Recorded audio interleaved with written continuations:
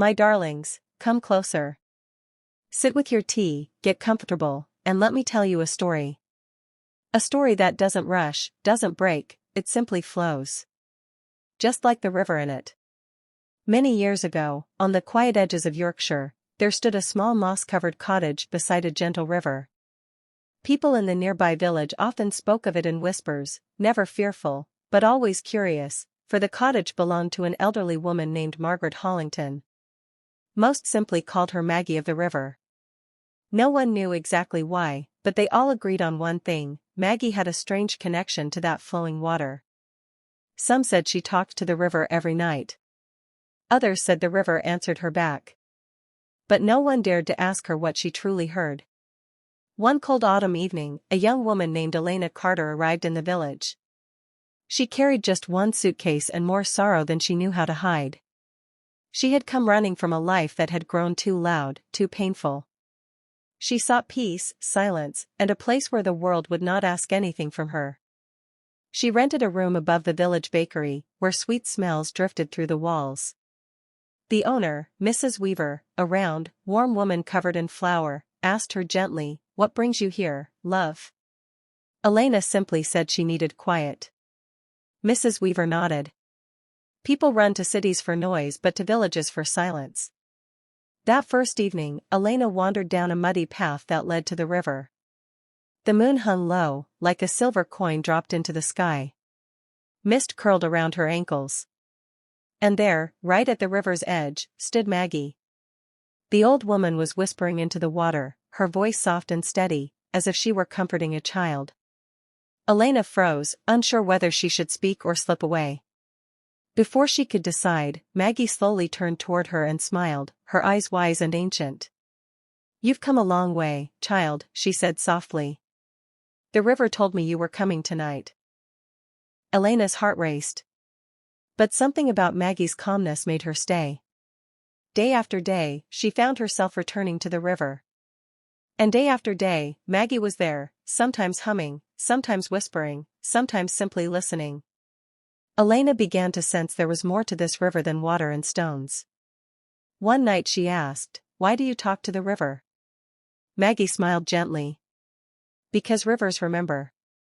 People forget, but rivers carry everything. They know who we were, who we lost, and who we still hold in our hearts." Those words struck Elena deeply. She lowered her gaze, feeling her pain rise like a wave.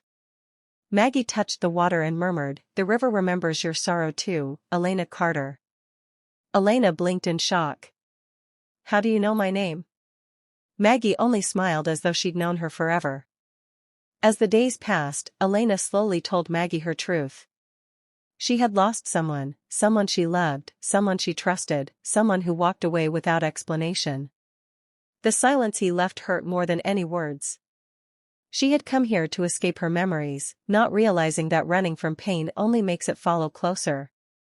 One windy night, Maggie guided Elena to an ancient willow tree bent over the river.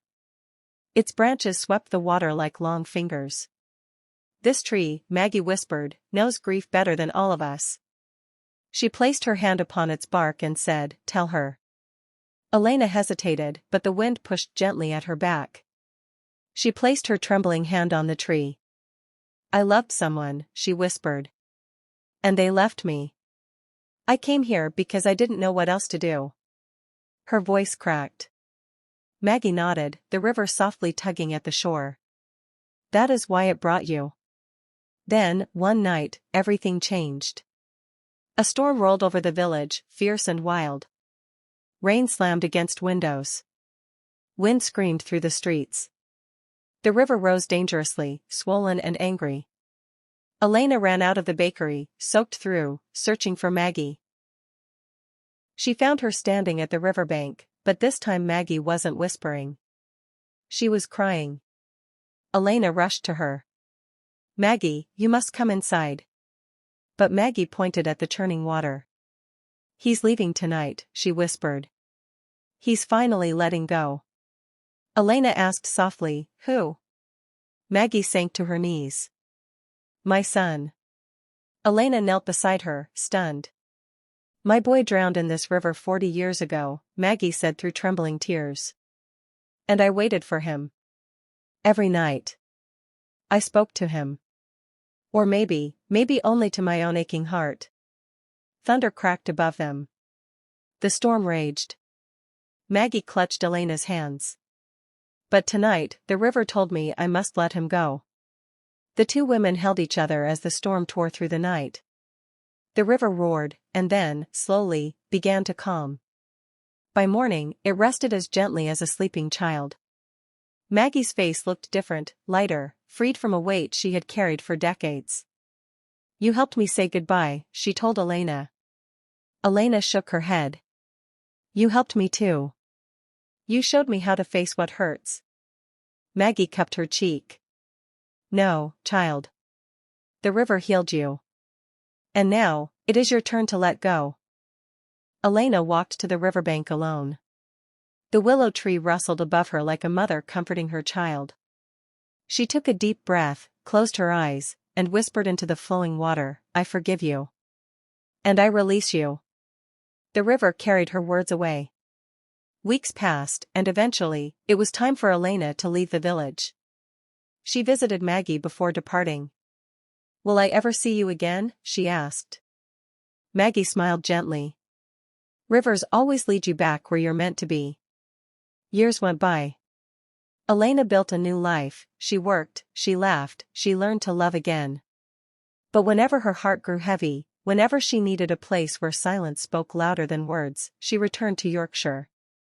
To the willow tree. To the river.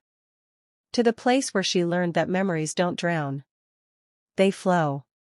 And sometimes, when the wind blew just right, she felt it again. The river whispering her name.